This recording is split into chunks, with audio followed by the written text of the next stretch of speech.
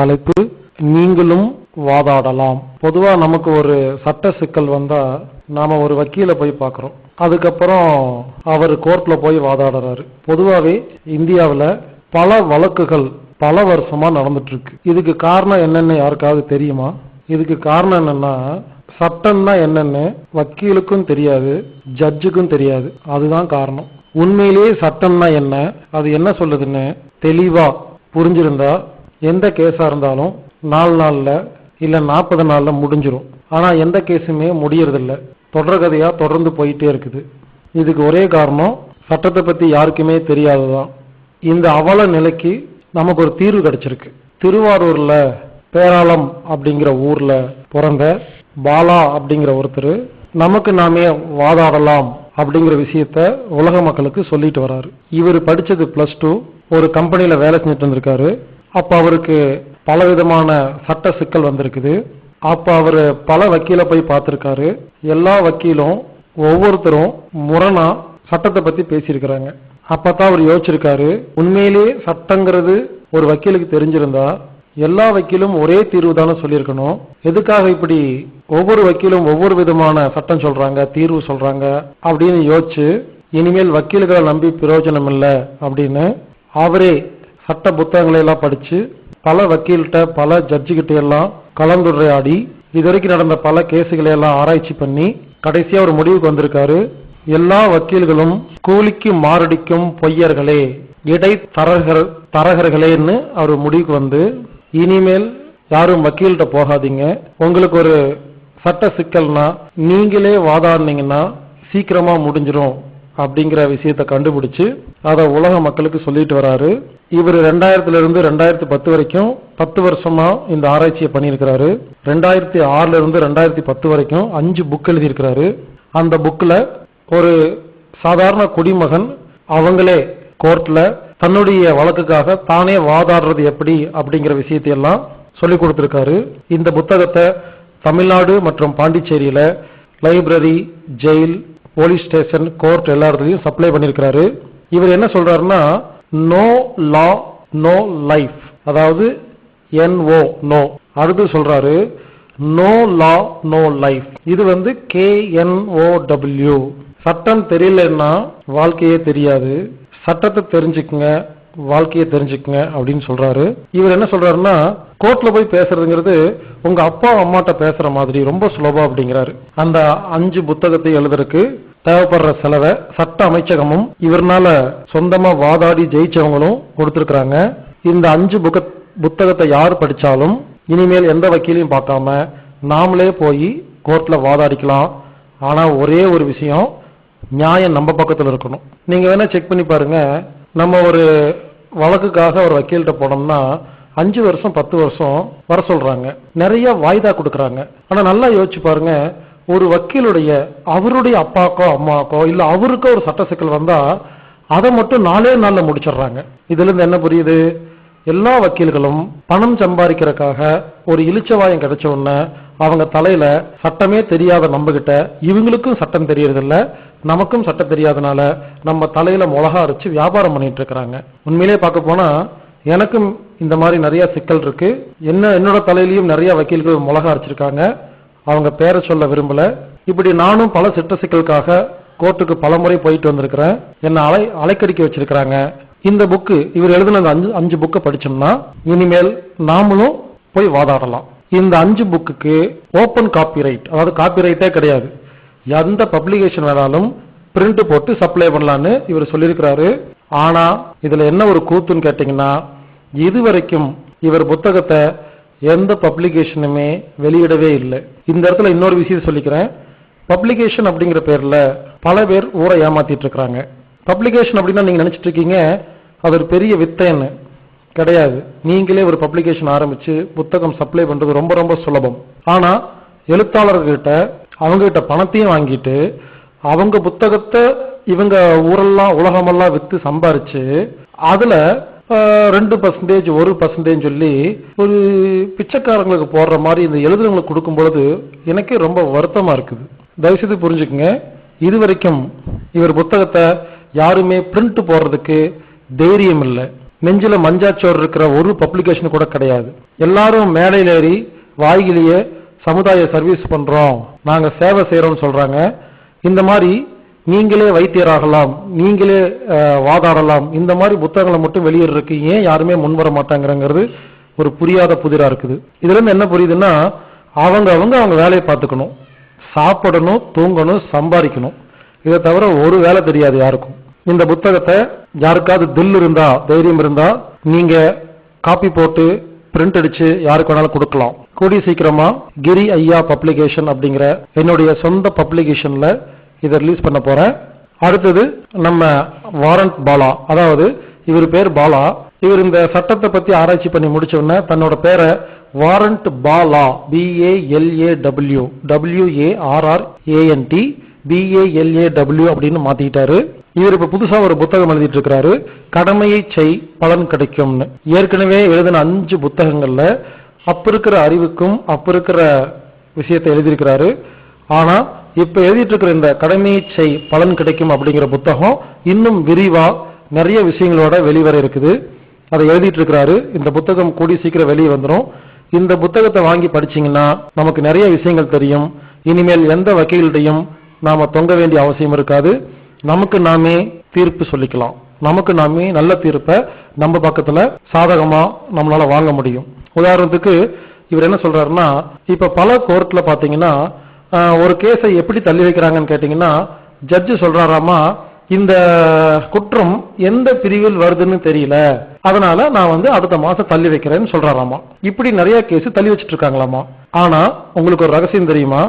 இப்படி எந்த ஜட்ஜாவது எனக்கு இது எந்த சட்டத்தின் கீழே வருதுன்னு தெரியலன்னு தள்ளி வச்சா நாம அவரு பேர்லயே கேஸ் போடலாம்.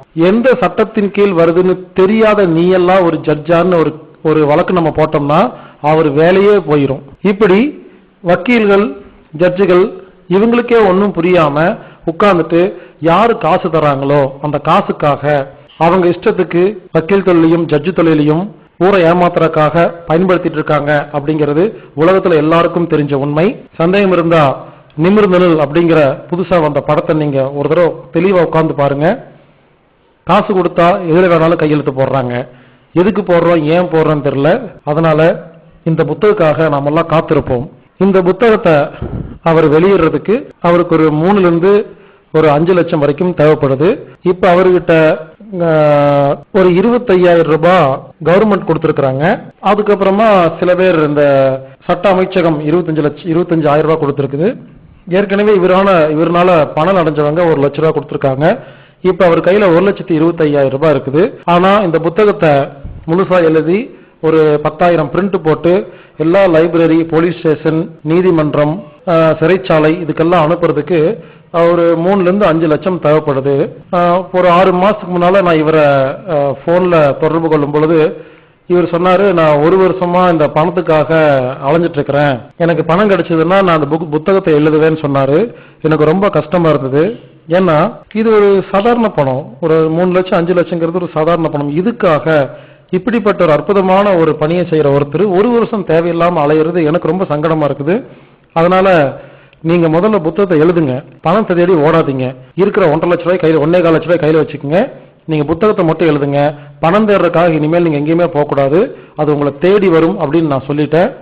அவர் இப்ப புத்தகத்தை எழுதிட்டு இருக்கிறாரு, பணம் தேடி ஓடுறதில்ல. இன்னும் ஒரு 3 மாசத்துல இந்த புத்தகத்தை முடிச்சிருவாருன்னு நம்புறோம். அந்த புத்தகம் வெளியே வந்துருச்சுன்னா இனிமேல் எப்படி ஏற்கனவே நாம செவி வழி தொடு சிகிச்சை அப்படிங்கிற அனாட்டமிக் தெரப்பி மூலமாக மருத்துவர்களுக்கு மருத்துவமே தெரியாது, நமக்கு நாமே வைத்தியர்னு சொல்லி இது வரைக்கும் மிகவும் சிறப்பாக உலக அளவில் பல லட்சம் பேர் குணமாகி நல்லா இருக்காங்களோ, அதே மாதிரி இனிமேல் எல்லா வழக்குகளையும் யாரு பக்கம் நியாயம் இருக்கோ அது பக்கம் தீர்ப்பு சொல்லி நமக்கு நாமே வாதாடி ஜெயிக்கிறதுக்கு ஒரு அருமையான திட்டம். அதனால இந்த புத்தகத்துக்காக காத்திருப்போம். இவர் என்ன சொல்றாருன்னா, நான் யாருக்காகவும் வாதாட மாட்டேன்னு சொல்றாரு. நான் எப்படி எந்த நோய்க்கும் நான் குணப்படுத்த மாட்டேன், நீங்க தான் உங்க நோய் குணப்படுத்திக்கீங்கன்னு சொல்றனோ அதே மாதிரி வாரண்ட் பாலா அவர்கள் என்ன சொல்றாருன்னா, உங்க கேஸுக்காக நான் வாதாட மாட்டேன், வாதாடுறது எப்படின்னு சொல்லி கொடுப்பேன், நீங்க தான் போய் வாதாடணும் அப்படிங்கிறாரு. இது ரொம்ப நல்லா இருக்குது, ரொம்ப பிடிச்சிருக்குது. அதனால இவர்கிட்ட போய் நீங்க எங்க வழக்கு வாதாடி கொடுங்கன்னு கேட்காதீங்க. அவரு வழக்கு மட்டும்தான் வாதாடுவாரு, மீன் பிடிச்சு கொடுக்க மாட்டாரு. மீன் பிடிக்க கத்து மட்டும்தான் கொடுப்பாரு. ஏற்கனவே நீ வாழ நீயே வாதாடு அப்படிங்கிற ஒரு ஆடியோ ரிலீஸ் பண்ணியிருக்காரு. ஏற்கனவே இவரால வாதாடி ஜெயிச்ச ஒருத்தர் பேசின அந்த ஆடியோவை நீயே வாதாடு அப்படிங்கிற ஆடியோவை ரிலீஸ் பண்ணியிருக்காரு. அதே மாதிரி நீதியா அநீதியா நீதிக்கு சமாதியா அப்படிங்கிற ஒரு வீடியோ ரிலீஸ் ஆயிருக்குது. இது நீங்க யூடியூப்ல கூட பார்க்கலாம். இது ஒரு ஜட்ஜே பேசியிருக்காரு. இந்த மாதிரி ஏற்கனவே நிறைய ஆடியோ வீடியோலாம் வந்திருக்குது. ஆனா இப்ப வரப்போற கடமையை செய் பலன் கிடைக்கும் அப்படிங்கிற புத்தகம் தான் இனி இந்திய வரலாற்றுல சட்டத்தை ஒரு மிகப்பெரிய மாற்றம் ஏற்படுத்த போகுது. இவருக்கு வெப்சைட் இருக்கு, www.neethiyai.org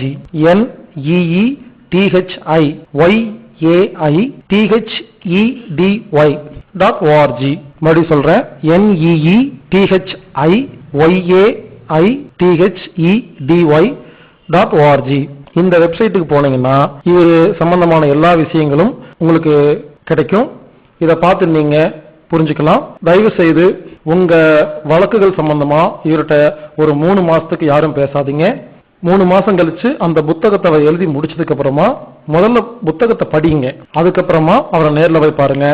எங்கிட்ட யாராவது வந்தாங்கன்னா முதல்ல நான் எழுதின புக்கை படிங்க, வீடியோவை பாருங்க, ஆடியோவை கேளுங்க, அதுக்கப்புறம் கேள்வி இருந்தா பதில் சொல்றேன்னு சொல்ற மாதிரி இவர் யாராவது பார்க்கணும்னா தயவு செய்து எழுதுற புக்கை முதல்ல முழுசா படிக்கணும்.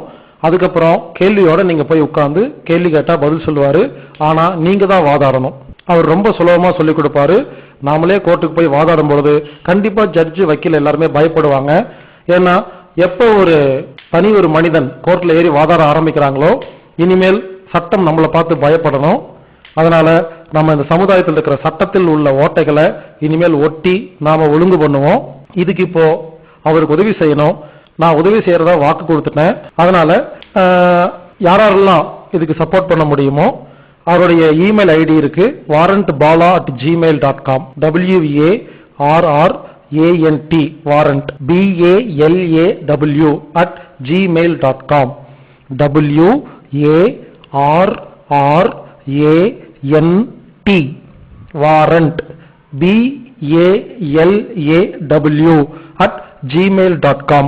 இந்த மெயிலுக்கு நீங்க ஏதாவது ஹெல்ப் பண்ண ஐடியா இருந்ததுன்னா முதல்ல அவருக்கு பினான்சியல் சப்போர்ட் கொடுங்க. இந்த 3 மாசத்துக்கு மட்டும் தயவு செய்து வழக்கு சம்பந்தமா யாருமே பேசாதீங்க. யாராவது அதுக்கு பண உதவி செய்யறதா இருந்தா மட்டும் இந்த மெயில்ல அவரை கான்டாக்ட் பண்ணி இப்போதைக்கு பண உதவி கொடுங்க. ஒருவேளை மக்கள் யாரும் கொடுக்கலன்னா நான் அவர்கிட்ட கேரண்டி கொடுத்துருக்கேன். அவர் எப்ப புக் எழுதி முடிக்கிறாரோ அவர் கையில எவ்வளவு பணம் இருக்கோ பாக்கி அமௌண்ட்டை நான் எப்படியாவது ரெடி பண்ணி கொடுக்கறதா வாக்கு கொடுத்துருக்கிறேன். அதனால பொதுமக்கள் எத்தனை பேர் அவருக்கு சப்போர்ட் பண்றீங்களோ எனக்கு அந்த பேலன்ஸ் அமௌண்ட் கொஞ்சம் குறையும். இருந்தாலும் யாராவது கேட்டு கண்டிப்பா வாங்கி தர முடியும். அதனால அவருக்கு ஹெல்ப் பண்ணுங்க. அந்த புத்தகத்துக்காக நாம எல்லாம் காத்திருப்போம். இனி நமக்கு நாமே வைத்தியர் அப்படிங்கிற மாதிரி இனி நமக்கு நாமே வாதாடுவோம் அப்படிங்கிற சப்ஜெக்டையும் உலக மக்களுக்கு கொடுப்போம். அந்த புக்கு வந்தோடனே அதை பல மொழிகள்ல டிரான்ஸ்லேட் பண்ணணும், அதை மொழி மாற்றம் செய்யணும், ஆடியோ வீடியோவில் எடுக்க வேண்டிய வேலை இருக்குது. அதனால யாரெல்லாம் வக்கீலாளர்களை ஜட்ஜால யாரெல்லாம் பாதிக்கப்பட்டீங்களோ எல்லாரும் ஒன்று சேருங்க. இனி நாம எல்லாரும் சட்டத்தில் உள்ள சிக்கல்களை தீர்த்து நிம்மதியாக ஆரோக்கியமாக வாழ்வோம். வாழ்க வளமுடன், வாழ்க வையகம். மேலும் விவரங்களுக்கு போன் மூலமா தொடர்பு கொள்றதா இருந்தா இந்தியா ஹெட் ஆபீஸ் நம்பர் +91 9944221007. இன்னொரு நம்பர் 9842452508.